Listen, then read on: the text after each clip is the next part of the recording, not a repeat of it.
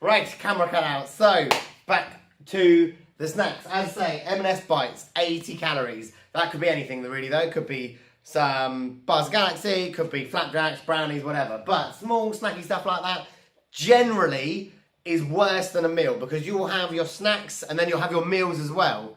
Okay? So, again, if you have one, 80 calories, not a problem. If you have two or three, that's still alright. This lady, as I say, had 10. Okay, that is now a Big Mac. Okay, that is far too many. So, this is how your mentality will change and how you will prioritise your approach and how you can stick to it. Because once you start using MyFitnessPal and you track your food and you know how many calories are in stuff, you simply will not want it, okay?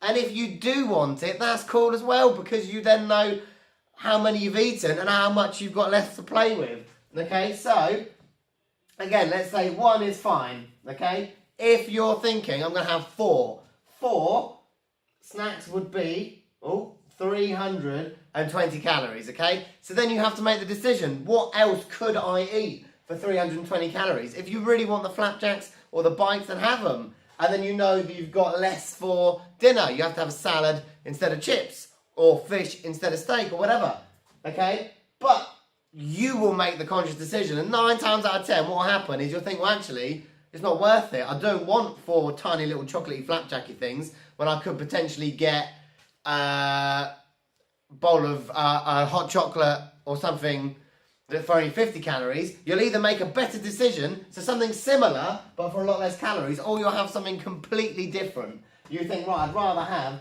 fish and chips, which again, small fish and chips, going to cook it yourself. Easy 320 calories, okay? And this is when it's manageable and it's sustainable and it doesn't feel like an effort because you're not denying stuff. You're not thinking, I want the flapjacks, but I'm gonna not have them. And then you're hungry and then you get hangry and it plays on your mind. You're making a conscious decision to have the fish and chips or a sandwich or something else for the same amount of calories, just more filling. But because it's you that's making the decision, you're in control and you don't deprive yourself. And then it's easier to stick to. And you realise, well, actually, I didn't really want it then. Because 9 times out of 10, the cravings only last 15, 20 minutes. And you regret them as soon as you do them.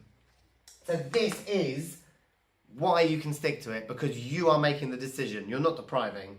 Everyone has probably at least one of these. Some people have more than one. But your mental approach is so important because exercise is only an hour a day, 45 minutes a day, 2 to 5 times a week. Your food is pretty much all day, every day, as is your lifestyle. You can have the perfect tools for a job and you can have the perfect diagram so you know exactly how to do it. But if your approach is wrong, if you think about it wrong, if you'll get frustrated, if you're not in the right headspace, you will struggle, okay? So this is just as important as all the other stuff. Again, any questions, let me know. We've got a private group, you can join that. You can send me an email, you can Facebook me. Any questions, let me know. Tomorrow is the last day where we will recap everything. We'll go through, again, the next step you can take to build up on this. But any questions, let me know.